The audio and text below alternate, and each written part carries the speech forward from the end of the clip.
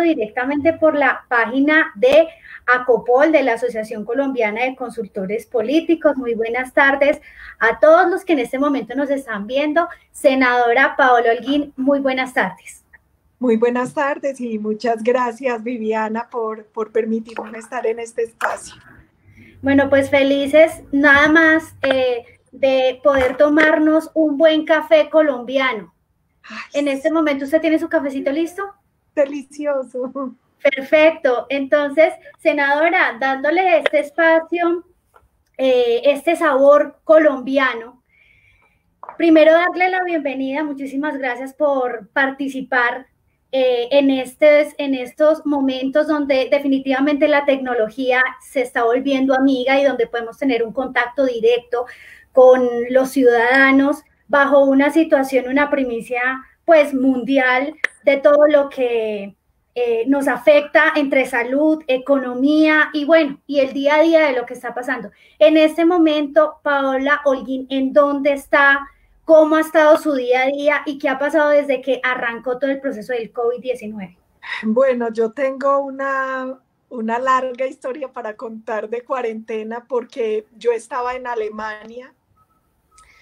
Yo no sé si todos recuerdan que al comienzo no estaba todo el país en cuarentena, sino que primero se pusieron en cuarentena viajeros de 4 países y luego agregaron otros. En esos otros estaba Alemania. Entonces yo tuve que llegar a cuarentena y cuando avanzaba mi cuarentena decretaron la cuarentena nacional. Entonces yo llevo más de 2 meses en cuarentena, ¿no? Eso es la primera parte de la historia. Estoy en Medellín.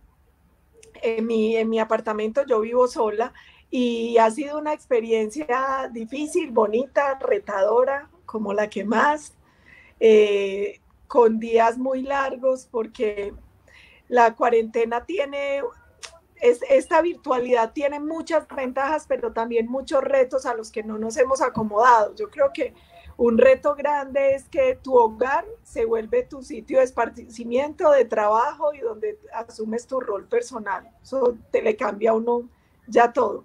Pero además, porque la gente en este espacio, como es virtual, no tiene conciencia del tiempo igual, ¿no es cierto? Entonces, a veces yo estoy empezando reuniones a las 6 de la mañana o medios y estoy terminando plenaria a las 12 de la noche y sin huequito para almorzar y la gente no, como que no tienen el chip que hay que parar, que hay que cocinar, que hay que comer, ¿no? Entonces, estamos en sesiones 18 horas seguidas y jornadas muy largas, difícil, pero yo creo que vamos a ir acomodándonos a esta nueva realidad. Casi que a todos se nos están volviendo los días como que no te alcanza el tiempo. O sea, uno creería que estando en casa hay más tiempo para uno y al contrario, lo que dices tú, desde muy temprano hasta muy tarde y hasta las mismas llamadas y conversaciones que antes uno decía, bueno, hasta las 8 de la noche ya tú estás recibiendo reuniones y llamadas 10, 11 de la noche. Sí, se volvió muy extraña la noción del tiempo, pero también como que yo trato, normalmente estamos trabajando también sábados y domingos, pero esos días estamos tratando de trabajar como hasta la 1, hasta las 3, entonces me queda la tarde libre y eso no me pasaba antes. Entonces es muy, muy raro y chévere porque yo casi nunca podía estar en mi casa y entonces estoy aprovechando para aprender recetas nuevas, para pintar, para aprender a meditar, entonces como que aprovecho si me queda un huequito en semana o esos huequitos que me están dejando los fines de semana para aprender otras cosas y eso también es bonito de la cuarentena. Yo creo que todos nos vamos ahí como acomodando también a otras rutinas.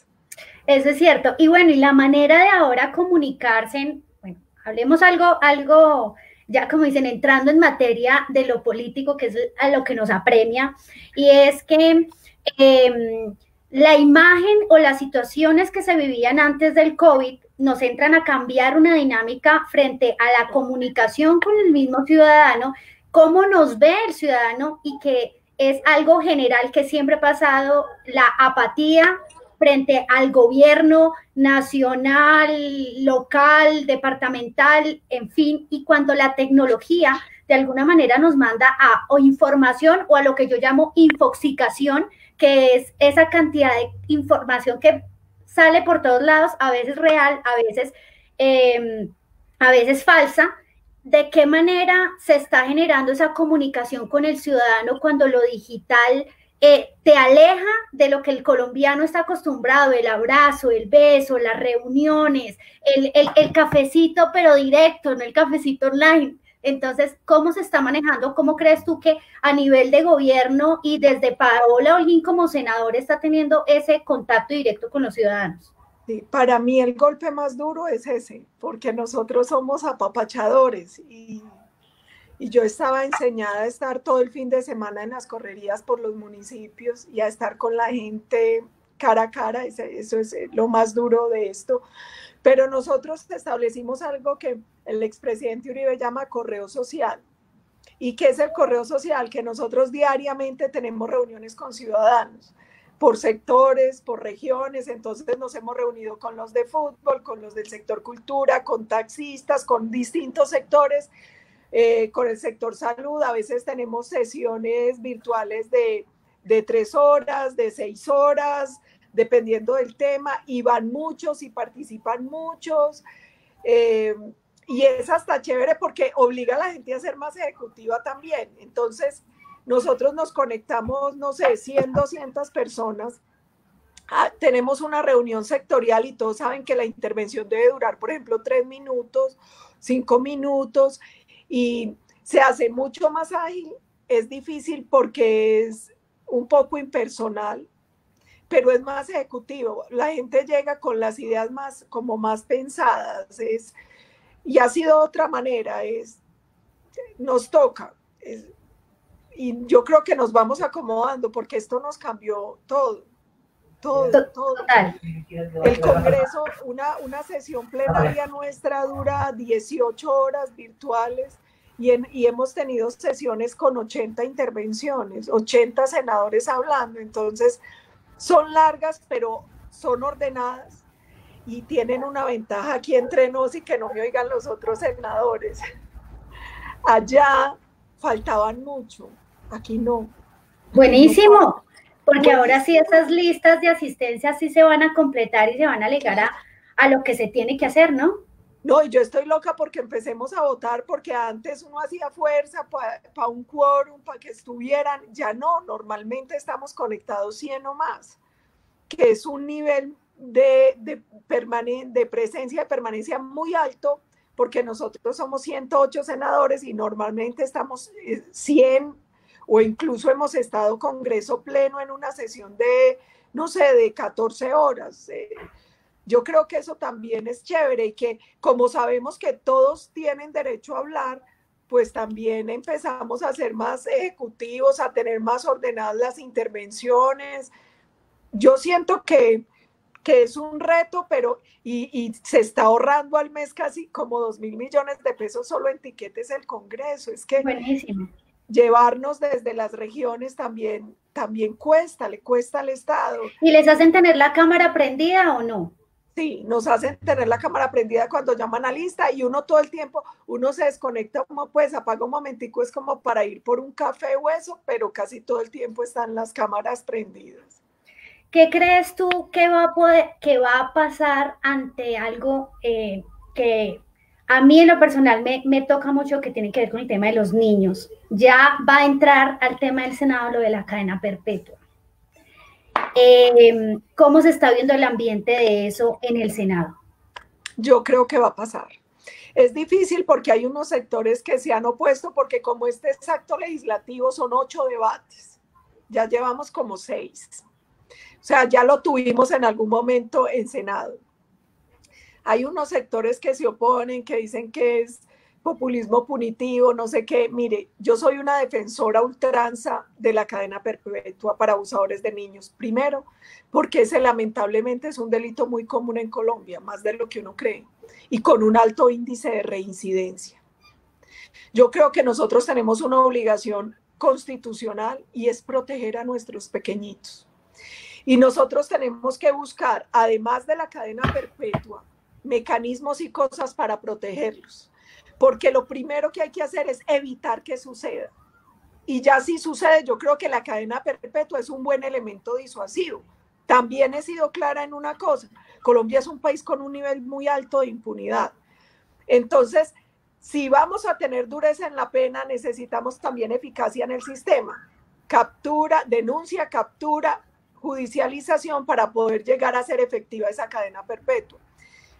Tenemos que trabajar como de manera holística en todo lo que implica el sistema. Yo no defiendo la pena de muerte por un tema de principios y de convicción, porque yo soy católica practicante. Entonces, por eso me he opuesto a la pena de muerte, pero no a la cadena perpetua.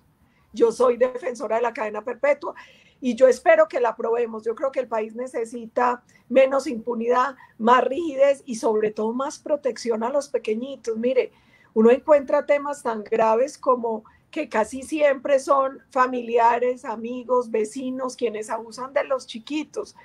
Ahí como sociedad nos tenemos que revisar. Y más en esta situación que se está viviendo, ¿no? Que de alguna manera no solamente el tema de los niños, bueno, también el tema de las mujeres y el confinamiento y todo lo que está pasando detrás de cámaras, que para muchos es fácil a veces decir, quedémonos en casa, pero hay muchos que están viviendo una cantidad de situaciones que ahorita en estadísticas se disparó. Sí, claro, se disparó la violencia intrafamiliar y mire, pasan cosas tenaces como esta. A nosotros anoche nos estaban reclamando en un debate que por qué no hemos excarcelado más gente. Dentro de la gente que nosotros prioritamos para excarcelar son los mayores de edad, porque tienen alta probabilidad de contagio en las cárceles. ¿Y sabes por qué no pudo salir libre la mayoría? Porque habían abusado de miembros de su familia. Nosotros no podemos mandar un violador a su casa. No, y aparte que muchos de ellos han intentado es precisamente contagiarse y se aumenta el contagio buscando que les den esa salida y estar casa por cárcel, sabiendo que muchos ni siquiera cumplen, sino están esperando hasta salir para irse. No podemos hacer eso. Entonces ahí a uno se le presentan una serie de debates.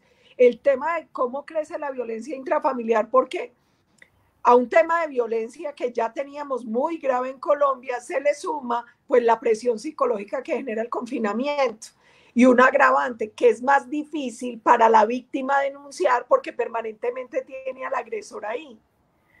Esto tiene muchas dificultades. Hay muchas campañas, hay muchas ONG, Fundación Avon, muchas, haciendo campañas, la policía, para que se denuncie la violencia intrafamiliar y campañas también para ver cómo logramos dar acompañamiento psicológico y bajar la presión en las familias, porque eso es parte también de las consecuencias que trae el tema del confinamiento.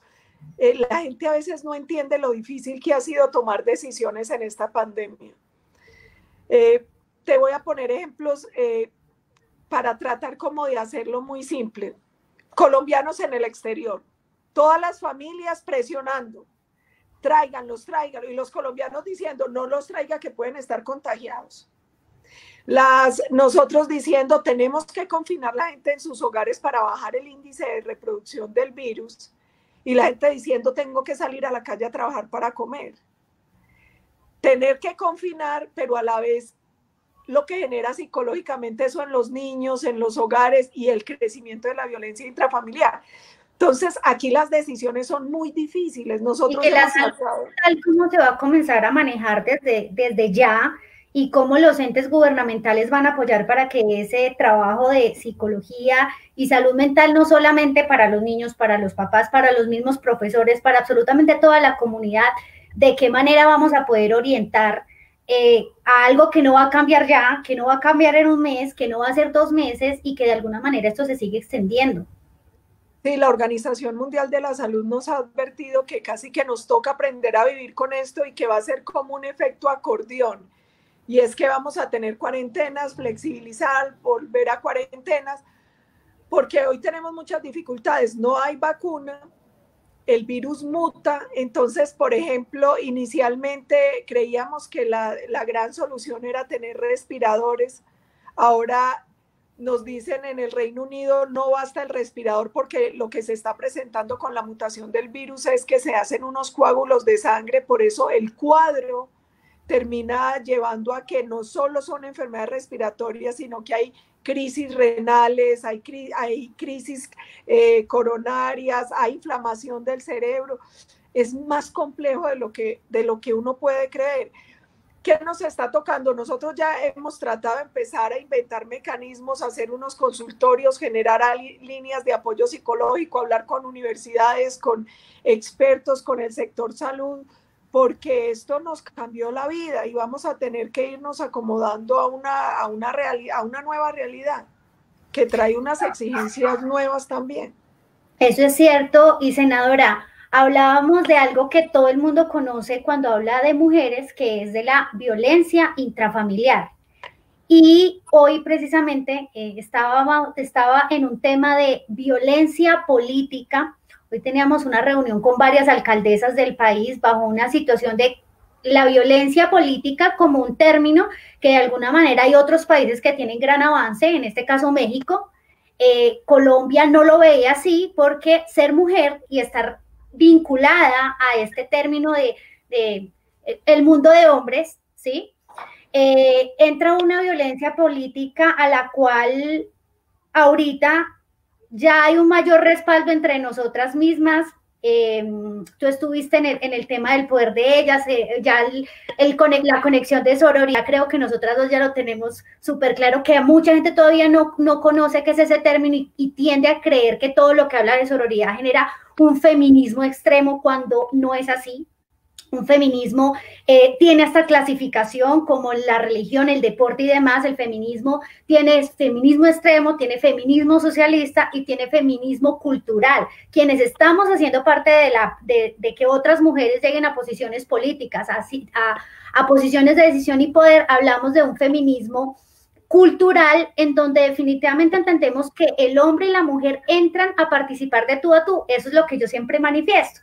Y ahorita la violencia política que vivimos ya no es tanto bajo el tema de qué partido se esté, sino por el hecho de ser mujer y los ataques digitales y todo lo que se viene. Entonces, ¿cómo ves tú que podríamos entrar a disminuir, ya que hablamos de la parte de la violencia intrafamiliar, la violencia política, que me imagino que tú también la vives diario? Pero hay una cosa, yo creo que el primer gran avance es, yo estuve en el lanzamiento de tu libro y yo creo que hay varios obstáculos que tenemos las mujeres. El primer obstáculo es nuestros propios mitos y nuestros propios miedos. Entonces, es que eso es para hombres. No, no hay cosas para hombres, no.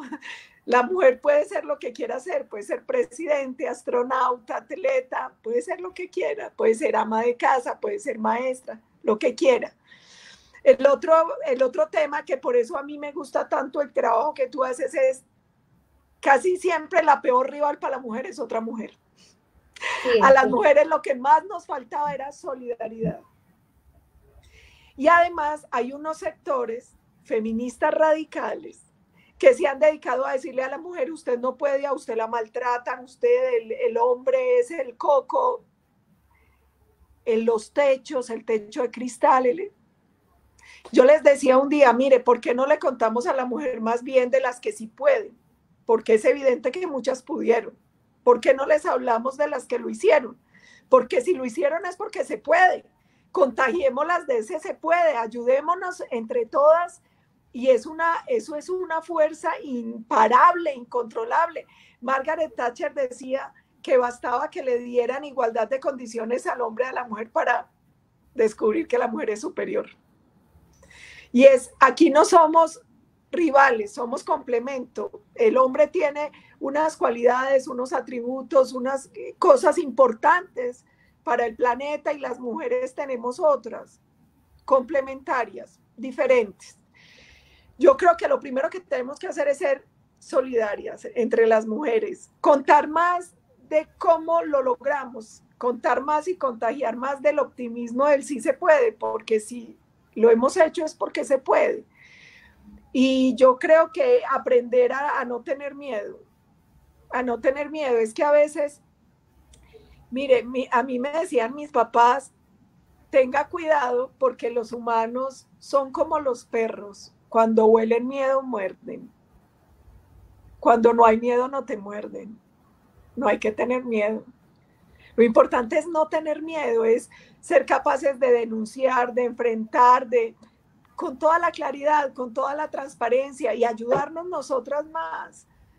Es increíble, mire, no, yo no lo digo con ánimo destructivo, pero normalmente la rivalidad es más aguda entre mujeres. Sí, no, eso es claro. No, hablamos del tema de esa solidaridad que muchas dicen, ¿y eso sí existe? Claro que sí existe. Y existe en qué, en honrar que en donde están, tú lograste un espacio, muchas mujeres han logrado espacios que son espacios que no se pueden perder, que no podemos llegar a un tiempo de elección como nos pasó el año pasado y que hayan menos mujeres electas, ¿sí?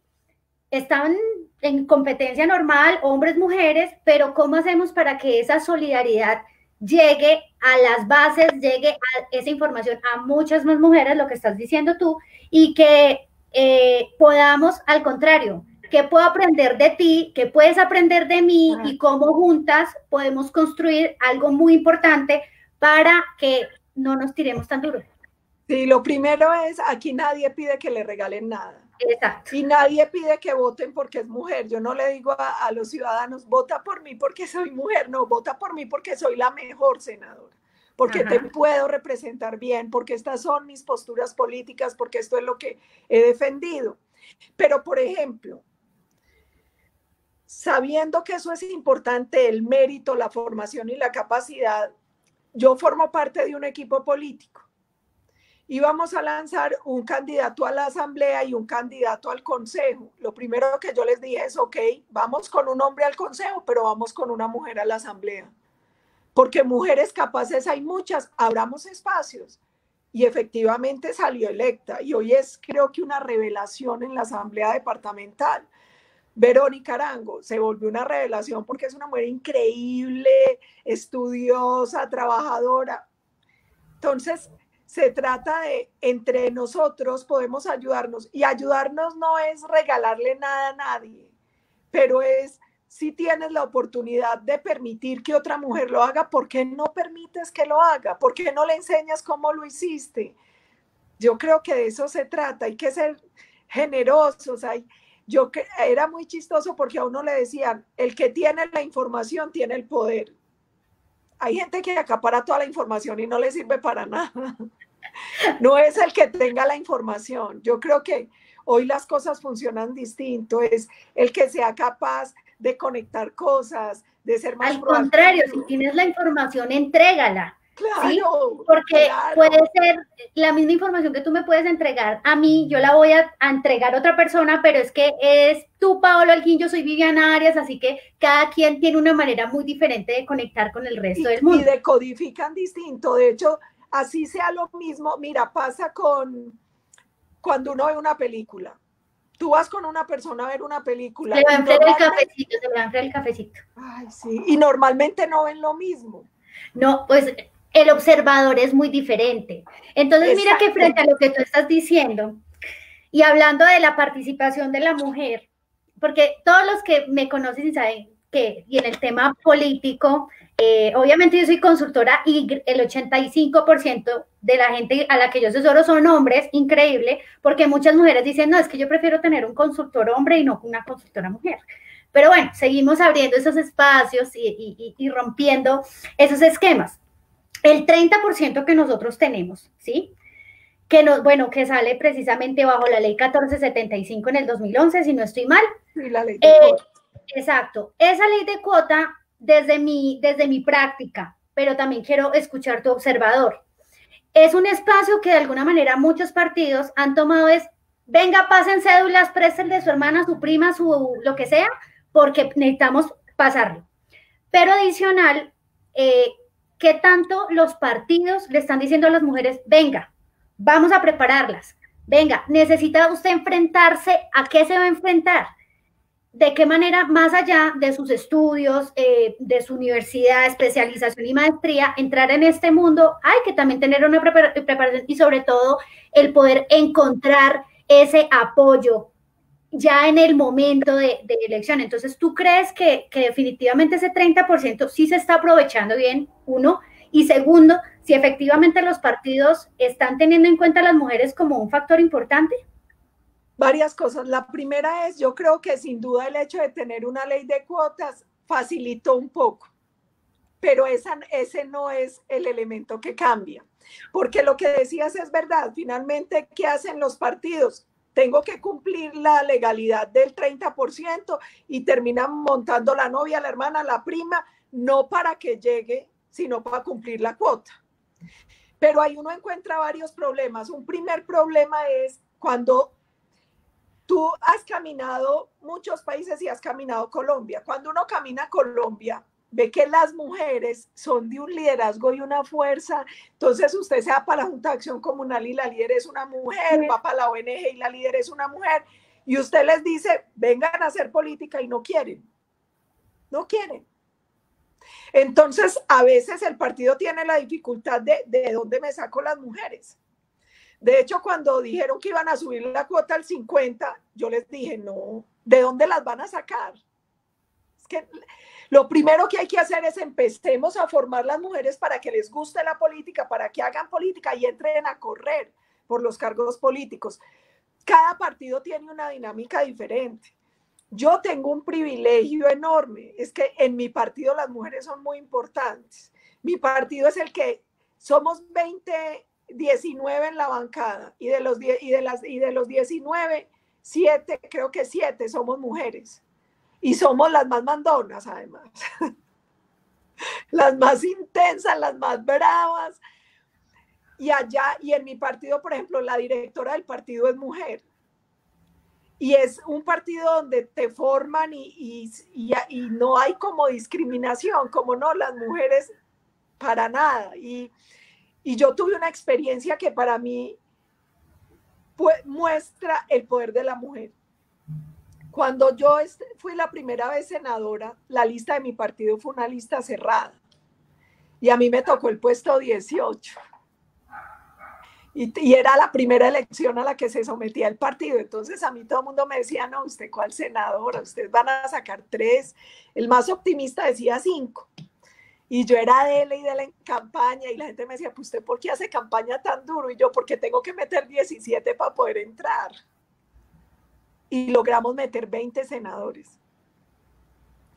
Y en esta ya fue la lista abierta. O sea, cada uno salió a pelear sus votos. A mí me dieron el número 6, pero en lista abierta el número no importa. El único número bueno en lista abierta es el 1. Del resto, y fui la segunda votación de mi partido. O sea, solo me ganó el expresidente Uribe. Y yo les decía, si vieron, es que no nos tienen que regalar nada. Déjenos correr en equidad. Déjenos correr en equidad. Nosotros no sabemos ganar los votos. Yo creo que los partidos, además, por ley, tienen que sacar un presupuesto para formación de mujeres, jóvenes. Yo creo que no cumplen a fondo con esa ley. Yo creo que es importante más escuelas de liderazgo y sobre todo estar repitiéndole a las mujeres que no le tengan miedo, que la política no es el coco, que no es difícil, que este es un espacio súper bonito donde se puede servir mucho a la comunidad. Yo creo que si la gente le pierde ese miedo, y que además el mundo necesita esta visión que tenemos las mujeres y esta capacidad.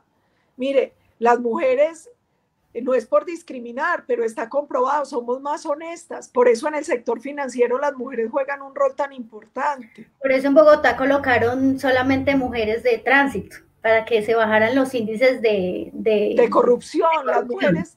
Hay mujeres corruptas, pero son más incorruptibles las mujeres, eso es indiscutible. Las mujeres tienen más capacidad de sacrificio y las mujeres tienen una ventaja. Nosotros podemos hacer 10,000 cosas a la vez, nosotros somos multitarea. Una mamá puede cargar el niño, estar calentándole el tetero y estar con el otro ojo mirando si el otro está haciendo la tarea. Las mujeres tienen esa capacidad, tienen una capacidad que no tienen los hombres. Porque somos distintos, complementarios, pero distintos.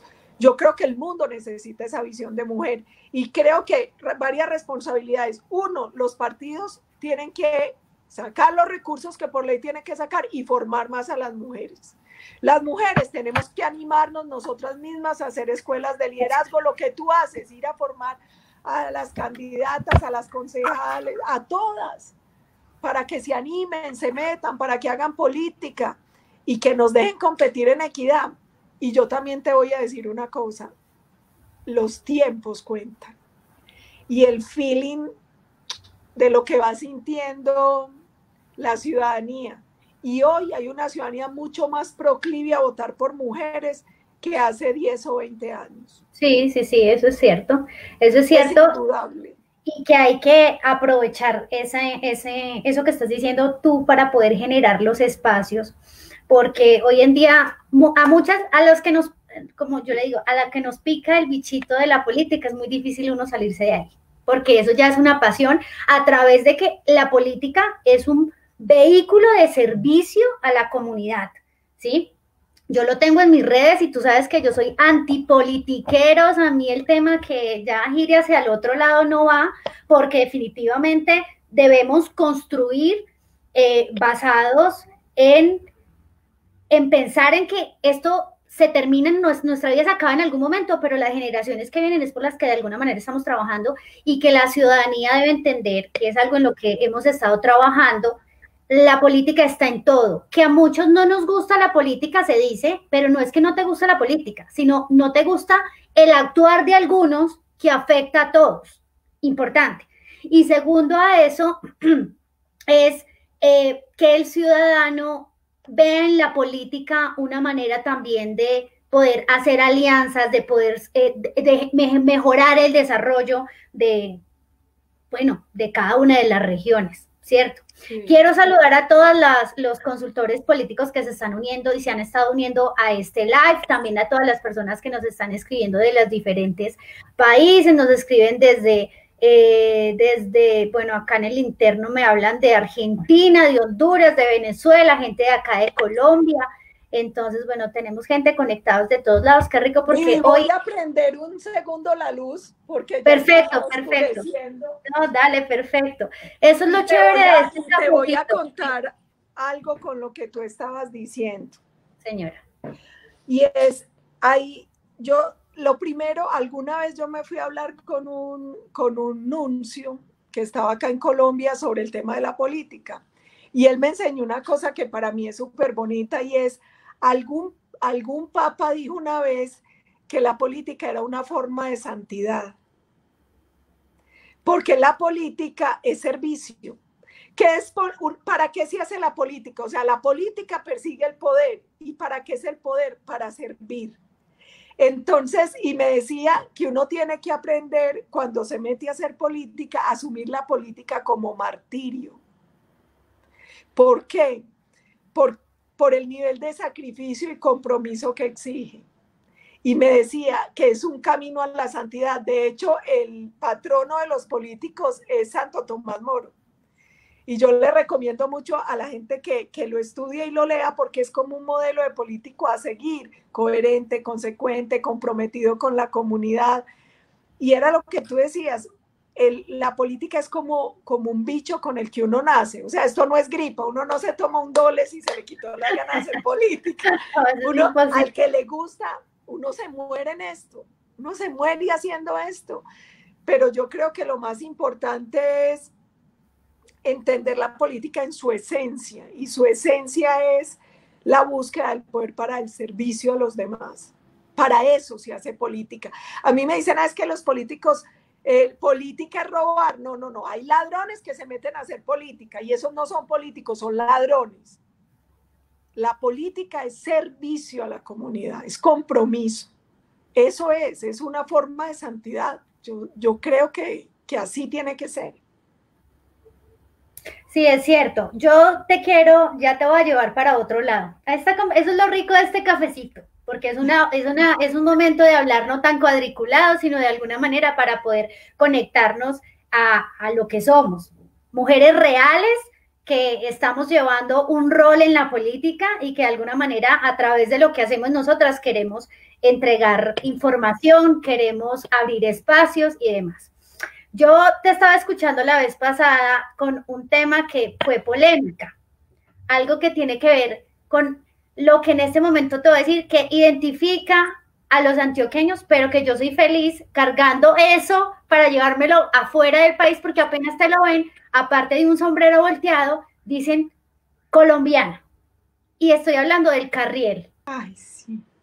Ese fue un tema que quiero que, pues aquí de los que están conectados y quienes van a seguir viendo este video, ¿qué pasó con el tema del carriel? Bueno, varias cosas. La primera es, mi fórmula a la Cámara es Juan Espinal. Juan es un orgullosísimo jericuano y nosotros hicimos un proyecto de ley que lo apoyó toda la bancada para convertir el carriel en patrimonio. Además, porque el carriel tiene una historia muy bonita. El carriel no solo se produce en Jericó, hay varios carrieles. Entonces, por ejemplo, San Pedro de los Milagros producía otro tipo de carriel, como más popochito, bordado, más pequeñito. Y a mí me impresionaron varias cosas y me quedaron muchas lecciones. Un sector empezó a armar un desmadre por el carriel y a insultarnos, a vincular eso con narcotráfico, a decir que era inoportuno por el tema del COVID, 10.000 cosas. Yo les hago varias reflexiones. La primera es, hay un poema que yo recomiendo mucho, se llama Abajo los antioqueños. Ese poema de Rafael Uribe Uribe, él cuenta que alguna vez en una plaza gritaron abajo los antioqueños. Y él hace un recuento de toda la gente maravillosa que ha dado Antioquia y después les dice que es fortuito donde uno nazca, que lo difícil de decir abajo los antioqueños es que después van a decir abajo los boyacenses, abajo los guajiros, abajo. Y hace como toda una reflexión de cómo nosotros tenemos que aprender a vernos como nación y querer y respetar y valorar la diversidad que nos construye nación. Es que Colombia no es Bogotá, o sea, Colombia no se acaba en Bogotá. Colombia es un país hermoso, diverso, y uno entre más lo conoce y lo recorre más se enamora. Y Antioquia es una parte importante de esa nación también. Y el carriel es muy importante para los antioqueños y es también un símbolo para los colombianos. Además hay muchas familias que viven del carriel. Mire, es que el carriel se sigue haciendo a mano. O sea, eso es una obra de arte, es una gran artesanía.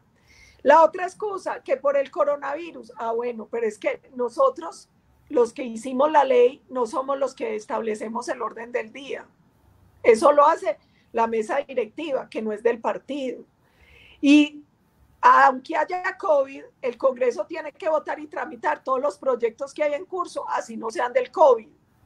Pues la gente también tiene que entender que el COVID es importante, que tenemos que ayudarnos, que tenemos que trabajar para superarlo en el tema de salud no pública. Se va a pasar mañana.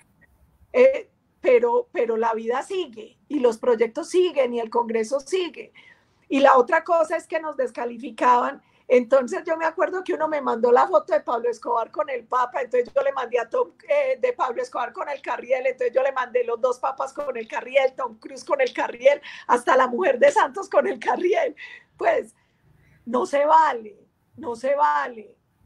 No se vale, no se vale estigmatizar un departamento, no se vale estigmatizar el carriel, que es una obra de arte, que además no solo identifica Antioquia, mucha gente ve un carriel y piensa en Colombia. De hecho, a los presidentes de Colombia, que yo no sé si la gente sabe este dato, y al Papa se le da un carriel diferente, un carriel mucho más grande. Ustedes saben, el carriel viene por números.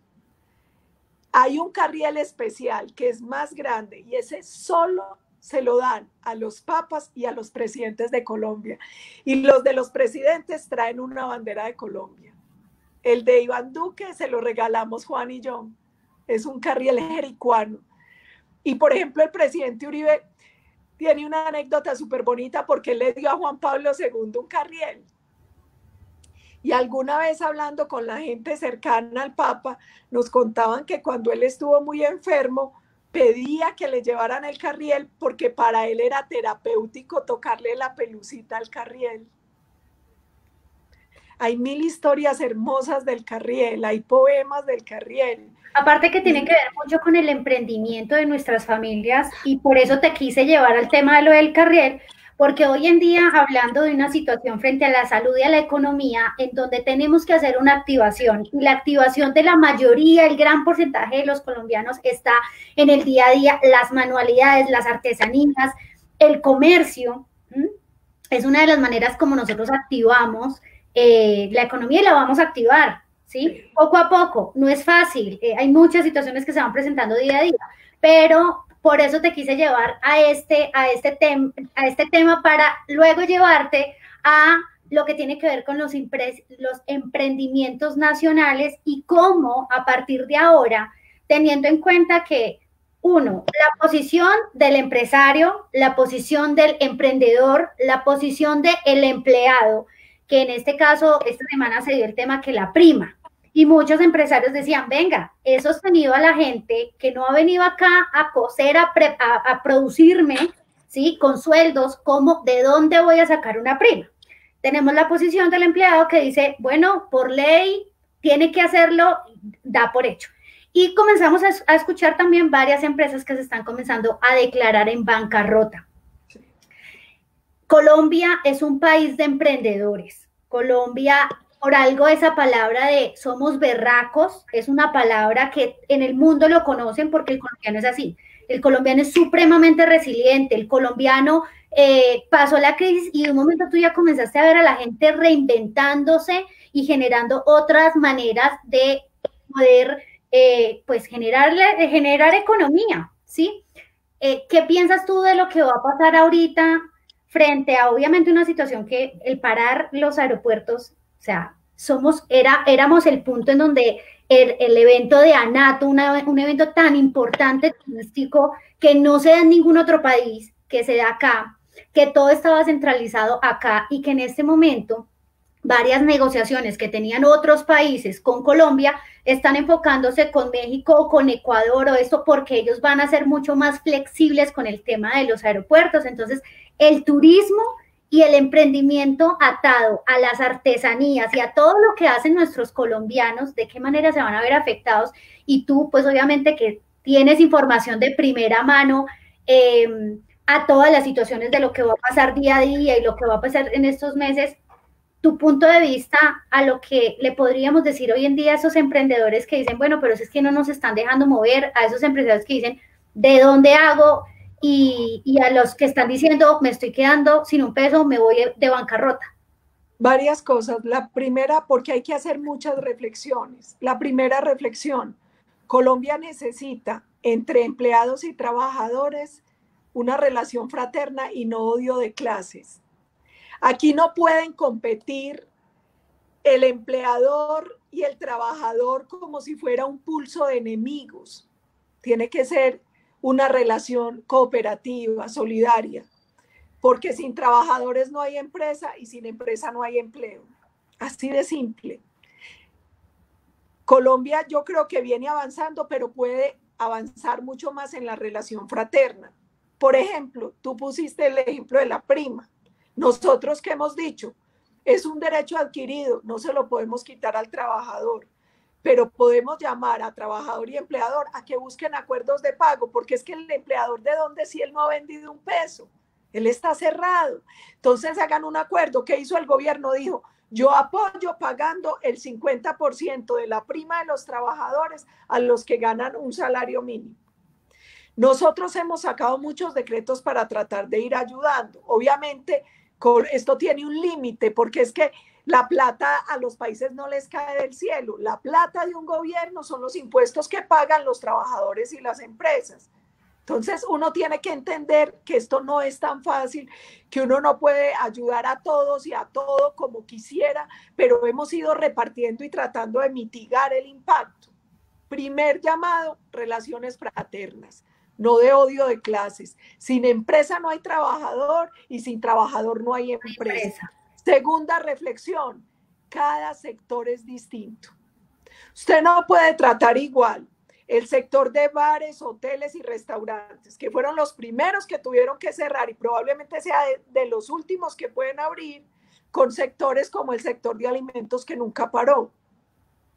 Esta pandemia tiene también esa complejidad. Hay que hacer un tratamiento diferenciado por subsectores. El de alimentos no paró, pero tuvo una baja en la demanda. Tuvo unos sobrecostos porque tuvo que implementar rápidamente unos temas de bioseguridad que antes no existían.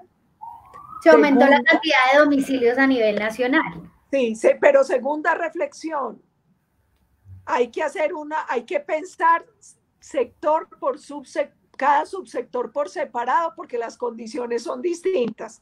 Tercera reflexión, hay que aprender a adaptarse rápido al cambio, que a veces nos da mucha lidia. Ejemplo, los restaurantes que hicieron, tuve que cerrar, me invento domicilios.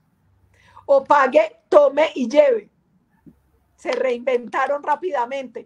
Yo vendo ropa, no, me paso a producir tapabocas o vestuario de bioseguridad. Reinventarse. El consumidor va a cambiar. El consumidor antes del COVID no es el consumidor post-COVID. Entonces, esa flexibilidad y esa capacidad de adaptabilidad va a ser fundamental para el éxito de todos en lo que se viene. ¿Por qué? Porque el consumidor, a raíz de esto, cada vez va a ser más higiénico, más limpio, va a necesitar más temas de bioseguridad. Va a ser difícil que quiera estar rodeado con muchísima gente, eso no, porque ya la gente tiene temor, porque la gente ya crea otras dinámicas. Mire, le pongo un ejemplo facilito. Muchas empresas se dieron cuenta, aquí todo el tiempo hablamos de educación virtual, de home office, de trabajo virtual, pero como que sí y no, hasta que esto nos obligó. O sea, ya no es si quiere, le tocó. Esto trae también algunas ventajas. Muchas empresas se dieron cuenta que los trabajadores eran más productivos y costaban menos con home office. Y se van a quedar así. O sea, muchas empresas ya le están diciendo a los trabajadores, negociemos a ver si usted quiere trabajar desde su casa 2 o 3 días a la semana. Claro. Porque hay más productividad, cuesta menos. A mucha gente le sirvió. Otra gente, todo el tiempo se hablaba de aprenda a vender en redes. Ojo con el e-commerce. Ay, algún día, mañana, después. Pues hoy, esa es la herramienta. ¿Usted cómo le tiene que llegar a los consumidores? A ver sus cuentas en redes, a ver cómo facilita para que le compren por red. Entonces, cambio, capacidad de cambio, de adaptación, de leer la nueva realidad, esto nuevo, esto que estamos viviendo y cómo se van a comportar los consumos y la gente. Mire, en Europa, por ejemplo, la mayoría de gente está empezando a comprar las casas fuera de las ciudades. Porque la gente lo que está pensando es, si me siguen tocando estas cuarentenas, yo quiero estar al menos donde vean las montañas. Claro, no. Y mira que mucho, eso que estás diciendo tú, lo he estado escuchando con mucha gente de Bogotá que vive en apartamento y que ahorita con esto que salió esta semana también que lo dijo el ministro, que dijo Jonathan. Los subsidios, los 200.000 subsidios para vivienda. ¿Qué posibilidad ya de, no estoy pensando en Bogotá, estoy pensando en Chía, Cota, Cajicá, prefiero tener una parte, un buen atardecer a seguir en un apartamento porque es muy diferente tener un confinamiento en Bogotá, que todo ese edificio, que absolutamente tú no tienes nada más que ver que mirar el cielo azul y pare de contar. Pero además por una cosa, porque antes uno como ciudadano tenía 3 espacios como mínimo, que era la calle, el espacio del esparcimiento, el espacio público de encuentro con el otro, tu espacio laboral y tu hogar, que era tu espacio donde asumías el rol de papá, de hijo, de hermano, de esposo. Hoy hacen las 3 cosas en un solo espacio. Entonces, ese es un reto, por ejemplo, para los arquitectos. ¿Cómo acomodar hoy unas viviendas que se vuelven el centro de todo? Donde tienes tu rol de papá, de hijo, pero también de empleado o de lo que tú tengas que hacer y además tu espacio de esparcimiento. Eso es un reto. Y la gente se quiere ir a vivir al campo porque también uno dice, hombre, ahí me siento un poco menos encerrado, ¿no? Es cierto.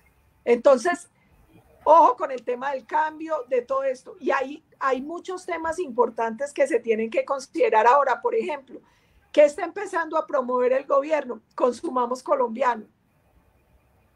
Es que la reactivación va a estar en que entre nosotros mismos nos apoyemos y nos respaldemos. Apoyarnos, respaldarnos, como las economías se cerraron un poco, a ver qué cosas podemos empezar a producir nosotros mismos, porque no podemos estar dependiendo tanto de los otros. Esto va a cambiar todo. Y por ejemplo, una ventaja de Colombia, sí, puede que los otros sean más flexibles y hablar más rápido en los aeropuertos, pero ¿quién se quiere mover? Y más si sabe que son tan flexibles que hay alto nivel de posibilidad de contagio. Colombia, para el tema del turismo, yo te tengo una noticia, es el primer país del mundo con sello de bioseguridad COVID. El primer país del mundo. Lo anunció la semana pasada el presidente de la Organización Mundial de Turismo. Vamos a ser el primer país en el mundo certificado con sello de bioseguridad para COVID. Que esa información hay que replicarla, senadora, porque en el tema de comunicación a veces nos quedamos solamente a un lado. Esto que tú nos estás diciendo ahorita, mucha gente seguramente no lo tiene, no tiene la información y dice, ¿por qué no abren? ¿Por qué no abren? ¿Por qué no abren? Porque de alguna manera eso también genera ratificación a este sello que ya se dio. Sí, y esto es importante. Nosotros vamos a abrir con la responsabilidad que nos genera ser el primer país con certificación de bioseguridad. Que eso es una muy buena noticia. Y, por ejemplo, la gente es que mira el dilema. La gente dice, no acabe la cuarentena porque nos contagiamos. Y los otros dicen, pues o nos saca o nos quebramos. Entonces, aquí no es o economía o vida. Aquí hay que tratar de buscar el equilibrio. La salud para garantizar la vida y la salud de la economía, porque si no tampoco hay vida. Y ahí, por ejemplo, a mí todo el tiempo me llamaban empresarios y me siguen llamando que ese decreto, que tal decreto, que tal. Y explicarles lo difícil que es tomar la decisión de ir abriendo cada subsector. Es que no es que un día Duque diga, ay, a ver, hoy como amanecí con ganas de abrir tal cosa. No. Esto es una matriz súper compleja donde se cruzan muchas variables. Por ejemplo, en el mundo ya hay una clasificación por subsectores económicos para ver cuáles son los de más o menos nivel de riesgo de contagio. Ese es uno de los temas que se tiene que tener en cuenta. Segundo tema, nivel de encadenamiento de ese subsector. Tercer tema, si es importante o no para necesidades básicas de los ciudadanos hoy. Cuarto tema, qué tan generador de empleo es. Quinto tema, qué tan importante es para combatir la pobreza. O sea, son demasiadas variables. Y a partir de eso es que se va diciendo, vaya abriendo usted, vaya abriendo usted, vaya abriendo usted. Además, cada subsector tiene una realidad totalmente distinta. A cada uno hay que hacerle un protocolo de bioseguridad diferente. No es lo mismo ir a un gimnasio que ir a cine. Entonces, cada subsector necesita un protocolo. No, y que mucha gente, y por lo menos los que tienen niños, que de alguna manera tienen mucha más interacción con los centros comerciales y con el cine, yo siendo mamá, la verdad, yo por el momento ya le dije a Gaby, yo creo que por este año ya ni centro comercial ni cine. Entonces, como también esos sectores que estamos hablando, que de alguna manera era el plan del fin de semana para la mayoría de los de las ciudades capitales, era irse por lo menos a quienes les han preguntado, ¿usted qué va a hacer cuando abra el centro comercial? No voy a ir a comprar nada porque no tengo un peso, pero por lo menos me voy a ir a comer un helado. Sí, es que todo cambió y seguramente, y además con otra dificultad, es que por ejemplo aquí en Medellín hay unos pilotos, abrieron 3 centros comerciales, pero tienen un estricto control de cuánta gente puede entrar, no es como antes que entraba el que quisiera, ya no. Y fuera de eso tienen control a través de arcos, cámaras o medidores de temperatura. O sea, es que ya esta es otra realidad. Y tenemos que acomodarnos a esta nueva realidad y tenemos que aprender a hacer las cosas de tal manera que podamos dar las garantías de bioseguridad que nos exige esta nueva realidad. Pero yo creo que, mire, Colombia tiene una ventaja que no tienen otros países. Nosotros hemos vivido en crisis. Nosotros tenemos una capacidad para resistir, para reinventarnos, y esto va a ser muy difícil y todos vamos a perder. Aquí nadie va a ganar. Todos vamos a perder y vamos a perder mucho. Lo importante es sobrevivir. Es como una economía de guerra. Tratemos de sobrevivir el mayor número posible de empleos, de empresas, de personas, pero perder, todos ya perdimos y vamos a perder más. Todos ya perdimos, pero uno tiene que ver lo malo y tiene que ver lo bueno. Esto ha reinventado muchas cosas. Esta crisis nos sirvió para fortalecer el sistema de salud. ¿Cuándo había soñado Tumaco, Leticia, un montón de regiones con UCIs? Sí, no. Las van a tener. Es cierto. Muchas enfermedades, enfermedades respiratorias, diarreicas, se dan porque la gente no tiene el hábito de lavarse las manos, pues ya lo tienen. De tener unos protocolos de higiene que antes no tenían, ya los tienen. Ya los tienen. Y eso que es para el COVID nos ayuda a evitar otras enfermedades, que antes no había cómo hacer que la gente se lavara las manos cada momentico, ya sí, lo tiene que hacer. Entonces, esto también va a permitir otras cosas. Mire, la manera, por ejemplo, yo nunca había visto tan articulado el gobierno, las empresas y la academia, por ejemplo, para generar respiradores, para buscar vacunas, para buscar tratamientos médicos.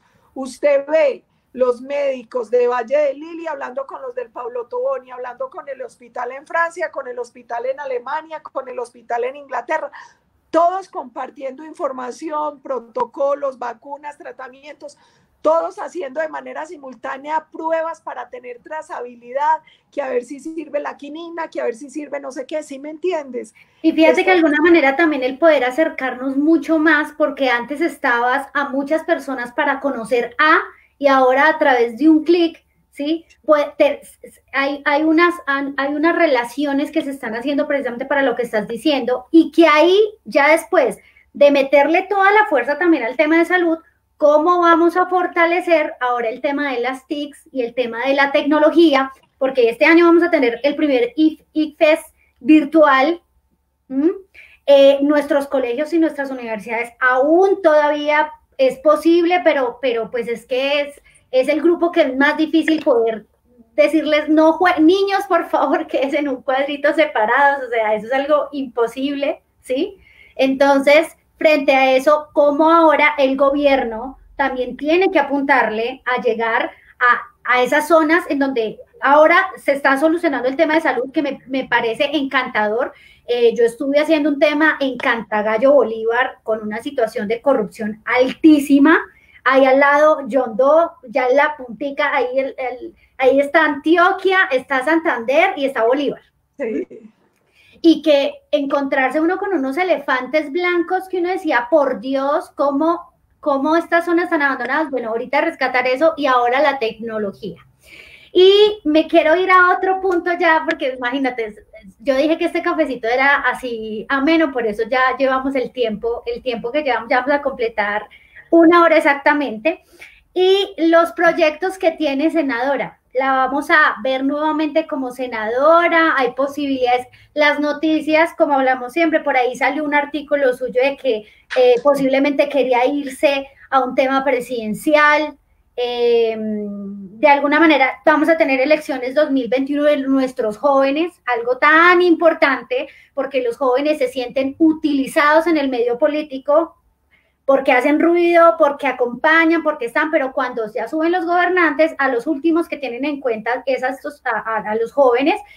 Algo que estamos haciendo nosotros también como consultores, y sé que muchos partidos están acogiendo a estos líderes juveniles para formarlos. Lo que va a venir ahorita vamos a ver cómo nos van a hacer elecciones de marzo del próximo año, pero definitivamente ya el próximo año todo el mundo se tiene que estar preparando para las elecciones de Cámara y Senado. La vamos a ver preparándose para nuevamente estar en el Senado, o la vamos a ver en otros términos. Yo te hago primero una notica con el tema de la conectividad. Perfecto. El 50% de los colombianos no estaban conectados. La gente nos alegó cuando nosotros sacamos el proyecto de ley para modernizar las TICs, pues lo necesitábamos porque eso era lo que nos permitía salir a subasta con el espectro para poder mejorar y profundizar la conectividad. ¿Qué ventaja, entre comillas, tuvo el tema del COVID? Que nos está obligando a acelerar los tiempos. Todavía tenemos muchísimos problemas de conectividad, pero ya estamos haciendo pruebas con 5G y ya vamos mejorando conectividad. Además, la falta de conexión nos obligó a un tema súper bonito, por ejemplo, en educación, que es la convergencia. Entonces, muchos niños están estudiando por internet, pero hay otros que están internet, radio, televisión. Radio, televisión y cartilla. Entonces, ese tema también de convergencia de tecnologías es súper bonito y casi que sobre la marcha hicieron una cosa titánica los maestros, los rectores, el Ministerio de Educación para acomodarse a esta nueva realidad. Frente a la campaña, yo voy a decirte la verdad, yo el año pasado dije, me lanzo a la presidencia con toda la convicción, pero yo paré porque yo digo, cada día trae su afán y hoy el afán nuestro es salir bien del COVID. A mí me decían en estos días, ve, entonces, ¿cómo vamos a hacer campaña? Mi Dios proveerá. O sea, hoy el afán es, venga, ¿cómo salimos de esto lo mejor posible? Ya después, o sea, lo demás es lo de menos, ya eso es sobre la marcha, así como se han reinventado las empresas, se va a reinventar la política. Seguramente con estas tecnologías tan chéveres vamos a empezar a ver más políticos, youtubers, tuiteros y en otro rollo. Pero yo creo que hoy más que pensar en eso es cómo salimos lo mejor posible de esta situación. Muy bien, senadora. Y por último, una anécdota, cuénteme usted una anécdota de este COVID, algo que le haya sucedido bajo estos dos, ya vamos a llegar a 3 meses de toda esta situación. ¿Qué anécdota nos puede contar el día de hoy de lo que de pronto le haya pasado con todo ese cambio, el día a día? Yo voy a hacerte un par de confesiones. Una, la primera vez que fue hace poco, que me atreví a salir para ir a mercar. Me dio muy duro, porque llegué y tenía que hacer pues la fila con distanciamiento, me pedían la cédula, me echaban antibacterial, tenía que ir con tapabocas. Yo me río todo el tiempo, pues yo todo el tiempo, y para mí no ver a la gente, además, ¿sabes por qué? Porque sentía a la gente como achicopalada, pues como que nadie te mira. Cada uno va con su carrito como con miedo a que se le arrimen y tapados. Llegué a mi casa muy golpeada porque para mí lo bonito cuando voy a mercar o a hacer, yo soy muy metida y a mí me gusta hablarle a la gente y que la gente se arrime y me hable y me eche cuentos y nadie te habla, nadie se quiere arrimar, nadie, y ni siquiera te ven ni los puedes ver porque vas tapada. Me pareció tenaz. Y me ha sacado lágrima el tema de la familia. Yo tengo una sobrina que se llama Leticia. Ay, por eso mi pocillo tiene la E, porque mis pocillos dicen Leti. Y para mí eso ha sido lo más duro, porque Leticia aprendió a caminar en la cuarentena. Entonces yo la veo caminar es por video. Y eso me ha golpeado porque ha aprendido muchas cosas y yo quería estar ahí y tenaz, eso me ha sacado lágrimas. Y una anécdota buena es que aprendí a hacer lentejas. Ah, bueno, entonces mi hermana me dio la receta, mejoré mi receta de torta sin azúcar, aprendí a hacer lentejas, ¿no? Estoy pintando, que era como un sueño, pues unos mamarrachos, pero ahí le estoy haciendo en acrílico. Un hobby adicional. Y pues, senadora, Acopol, precisamente, primero te quiero dar gracias por haber aceptado este espacio, porque es un espacio para conocer esos seres humanos reales detrás de que a veces el hecho de ser político genera ese espacio que hoy vemos afuera cuando salimos a hacer mercado, ¿sí? Y que definitivamente nos muestra mucho más reales a lo que estamos viviendo, lo que estamos proyectando y lo que queremos hacer. Entonces, primero te agradezco infinitamente a ti, a todos los que se conectaron. Hubo muchos saludos, muchas cosas lindas que ahí tú podías ver, que yo no había visto. No sé si en tu pantalla aparecen algunos mensajes. No. ¿no? Bueno, Ninguno. a mí sí me aparecen, ahorita, antes de que nos conectáramos, aquí una infidencia, las dos estábamos hablando que definitivamente esta tecnología y estas cosas nos permiten conectarnos, pero aprender cada día un poquito más. Yo no era tan tecnológica, ahora he aprendido mucho, entonces todos los mensajes que vienen, lo que te dice, se conectaron de muchos lugares, y eso también a todos ellos quiero agradecerles, a ti, espero que nos podamos seguir tomando más cafés, o por qué no, estar preparando un plato de lentejas en vivo, vamos charlando, vamos cocinando y no sé, algo nos inventamos. Ay, qué rico, les enseño a hacer la torta de chocolate me está quedando mejor cada día. Vivi, gracias a ti, sobre todo a ustedes que son tan serios, tan profesionales. Yo creo que uno de los sectores en los que Colombia puede sacar pecho es en el de asesoría política. Y qué reto el que tienen, porque la política también cambió.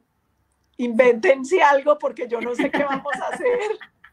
Yo no sé qué vamos a hacer. Vamos a necesitar muchas luces de ustedes, porque las prioridades para el ciudadano cambiaron, las formas cambiaron, y ojalá ustedes nos ayuden a hacerlo mejor y a entender cómo va a ser esta nueva política ahora en la pospandemia, y felicitarte por ese libro, por esa lucha, porque yo soy feliz cuando te oigo en las conferencias, en todo, y por lo que hacen. Ustedes son un sector de mucho estudio, de mucha preparación, por eso en el mundo reconocen tanto a los consultores colombianos, de verdad. Felicitarlos a todos por ese trabajo enorme que hacen.